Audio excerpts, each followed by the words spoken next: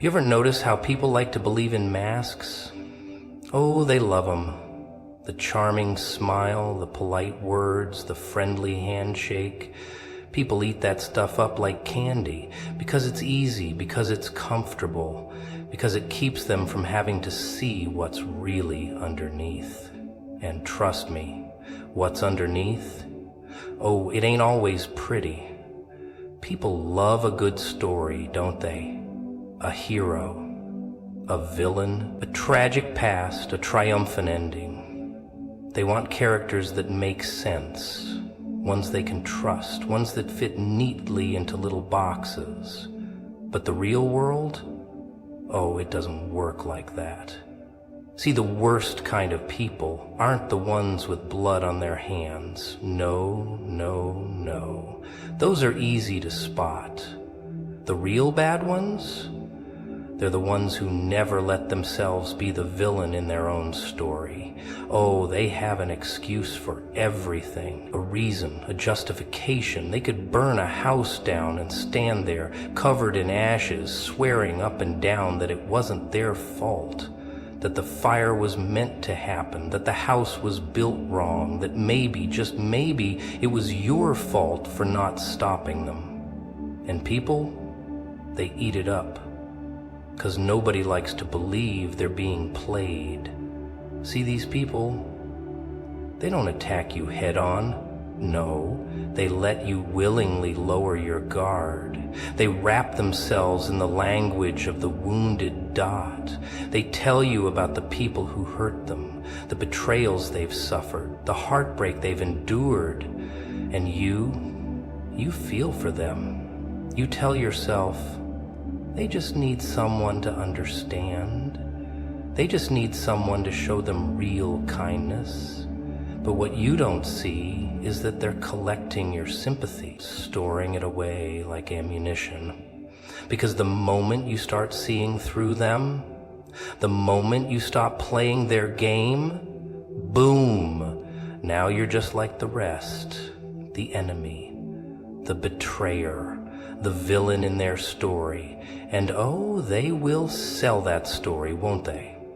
They'll make sure everyone hears about how you wronged them, how you were unfair, how you misunderstood, how you were never really on their side. They rewrite history with themselves as the tragic figure, and suddenly people start believing it. Because it's easier to believe the sad one, the broken one, the one who speaks in wounds instead of fists. It's funny, really, how people think the dangerous ones are the loud ones, the obvious ones, the ones who roar. But the true masters, oh, they whisper. They shape reality with their words. They don't fight battles.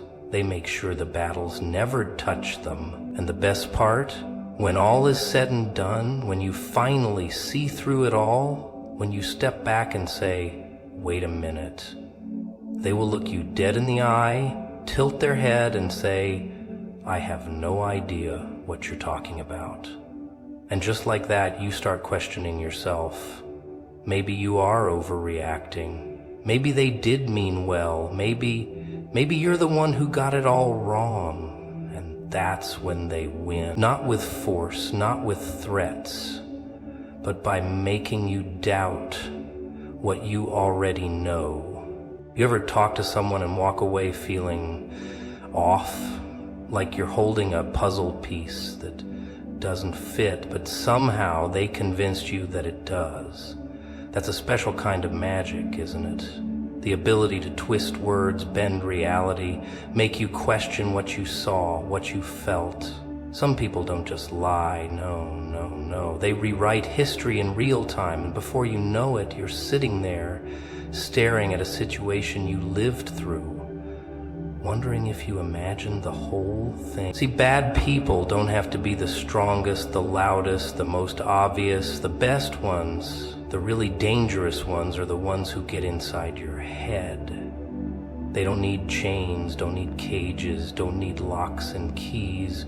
All they have to do is whisper the right words in the right tone at the right time, and suddenly you're trapped. They start small, a little contradiction here, a tiny shift in the story there. Maybe they forgot something. Oh, wait, you're the one who got it wrong. Maybe they never said that thing you're so sure they said. Maybe your memory isn't as good as you think. Funny how that works, huh? One moment, you're certain of something, and the next, you're doubting your own mind. And the real trick, the real beauty of it all, they make it seem like they're the ones who should be upset. Why would you accuse me of that? Why would you think I'd ever lie to you? And just like that, the weight shifts. Suddenly you're the one apologizing. You're the one making up for a crime they committed. You stand there rattling your own cage, holding the key the whole time, and they made you believe it wasn't there. That's the power of twisting reality. It's not just about lying, it's about making you unsure of what's real. Because once they do that, once they get you to second guess yourself, you're not a threat anymore. You're not a problem. You're malleable, controllable. And the worst part, you don't even know it's happening. You just feel tired, confused, like the ground beneath you isn't as solid as it used to be. And that's exactly where they want you. And the best part, they get better at it, more precise, more efficient. They know exactly how much to push, how much to pull, how to tilt the world just enough to keep you spinning. And every time you catch on, every time you think, wait a second, they're already 2 steps ahead, building a new illusion, spinning a new web, making sure you never ever see the truth for what it really is. Some people, oh, they take more than they give, and they do it with a smile, with a laugh, with a little tap, tap, tap on your shoulder like they're your best friend in the whole wide world. They take your time, your energy, your trust, piece by piece, bit by bit, until you're standing there, empty, wondering how it all happened. And the best part, they make you feel like it was your idea all along. See, the worst ones, they don't storm in, guns blazing, ripping everything from your hands. No, no, that would be too obvious. They drip feed their greed. A favor here, a small request there, and of course, you don't mind. It's just a little thing, right? A small sacrifice, nothing huge. But that's the game, isn't it?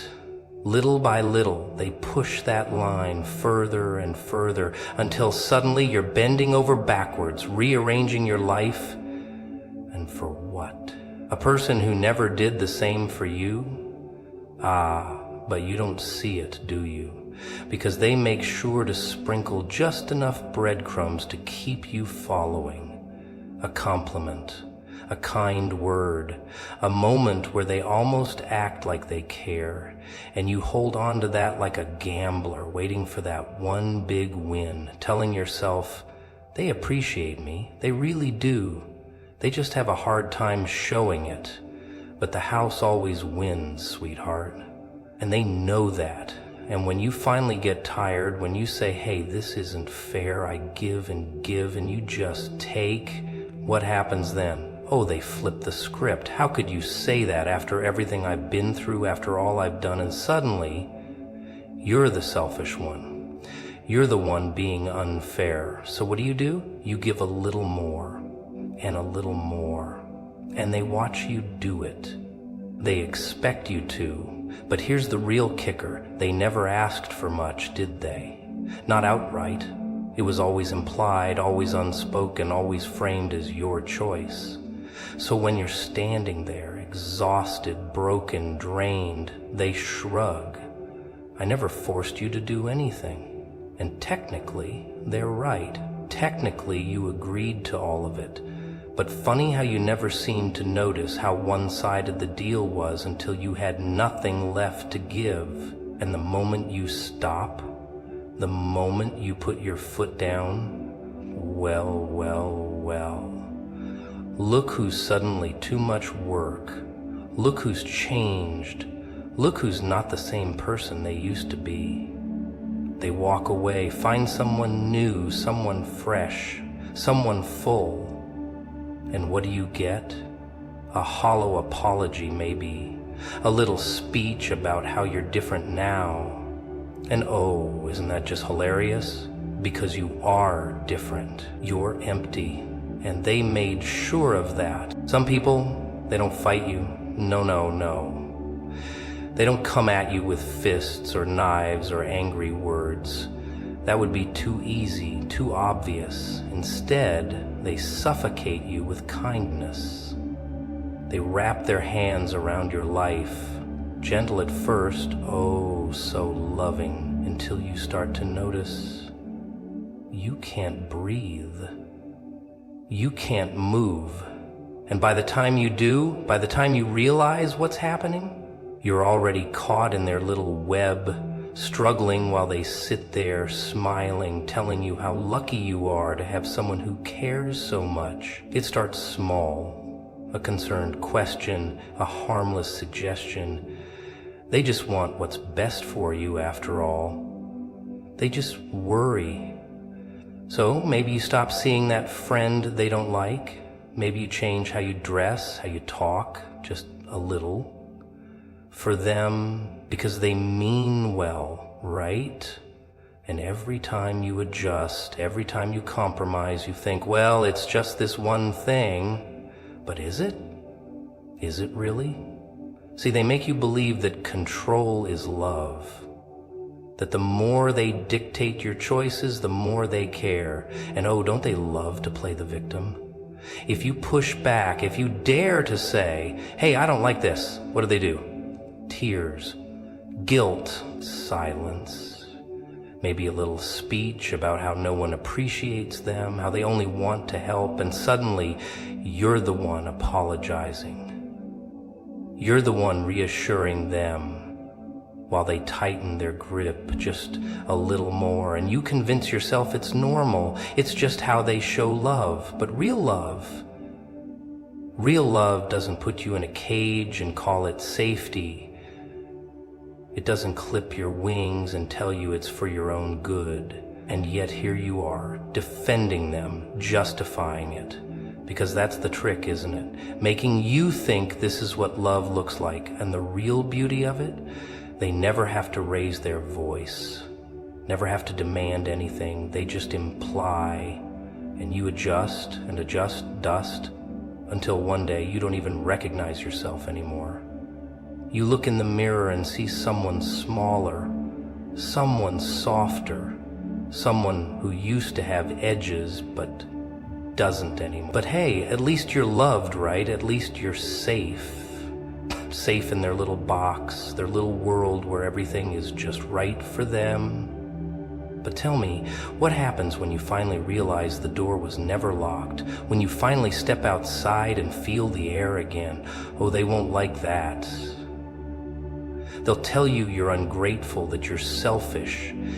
And isn't that funny how the moment you take your life back, they act like you stole something from them? Some people, they don't hate you. No, that would be too simple, too boring. See, hatred is obvious. You can see it coming. You can brace yourself, fight back, prepare. But these people, they don't hate you. Oh, they enjoy you. They study you, learn you, find out exactly what makes you tick, and then they play. They smile. They laugh.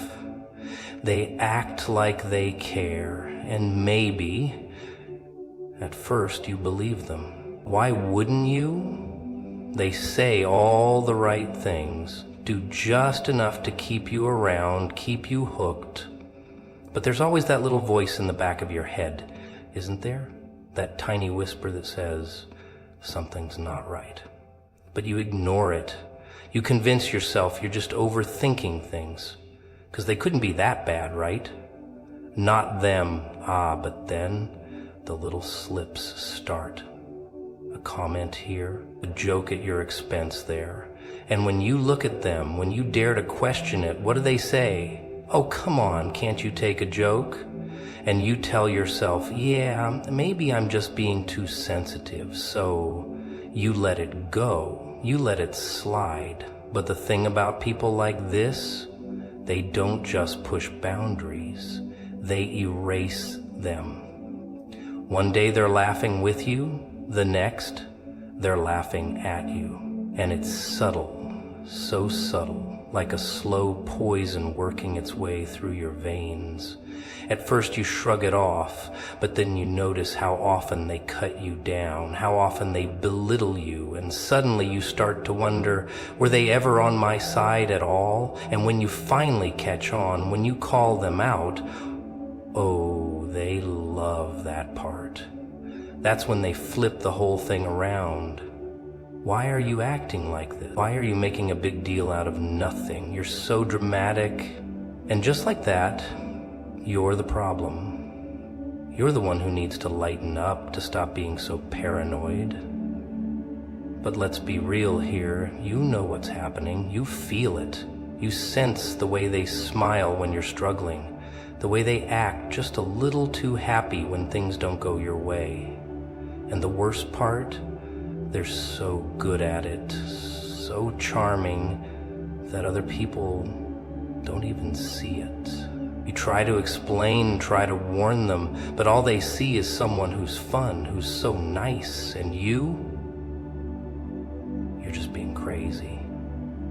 But let me tell you something. You're not crazy. You're not overreacting. They know exactly what they're doing. They know how to cut just deep enough that it hurts, but not so deep that anyone else notices. And that's the real trick, making sure you look like the fool while they walk away clean. Some people don't just walk into your life, they slip in like a shadow creeping under a locked door. At first they seem harmless, maybe even charming. They say all the right things, flash just the right kind of smile, and before you know it, boom, they've made themselves comfortable. But here's the thing. Not everyone who smiles at you wants to see you happy. Some people, they just want access. See, the truly dangerous ones, they don't start with an attack. No, that would be too obvious, too messy, Dot. Instead, they observe, they study you, like a magician sizing up an audience, figuring out where you're weak, where they can get in without setting off alarms. And when they find their opening, that's when the real show begins. They'll make you feel special. Oh, you're different, they'll say, not like the others. They'll listen to you in a way that no one else does, nod at all the right moments, make you believe they understand you, and just when you start to trust them, just when you let your guard down, they plant the first seed of doubt. Are you sure you can trust those other people? Do they really have your back? And suddenly, you're second-guessing everything? The people who actually care about you, you start looking at them sideways, and the one whispering in your ear, they're the only one who seems to understand. It's a trick, a little sleight of hand. They make you depend on them, make you think you need them, and once they've got you there, that's when they start the game. They'll twist things, make you question your own memory. They'll swear they never said something, even though you know they did. Or they'll remind you of something they claim you said, something awful, something you'd never say, and you start to wonder, am I losing my mind? But you're not. That's just the game. And if you try to pull away, oh, they won't like that. That's when the mask starts to slip. Suddenly, they're not so charming anymore. Now they're cold, distant. And you're chasing their approval, wondering what you did wrong. That's how they win. by making you need their validation, making you desperate for it. But here's the cruelest part. The moment you start to see them for what they are, the second you wise up, they'll turn it around. They'll make you look like the villain.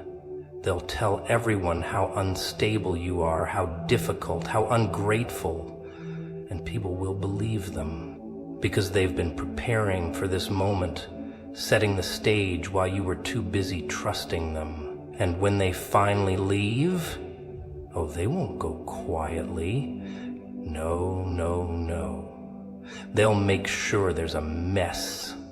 Make sure you look broken. Make sure everyone thinks you were the problem. And them, they'll walk away clean with a new audience, a fresh stage, and another poor soul who has no idea what's coming.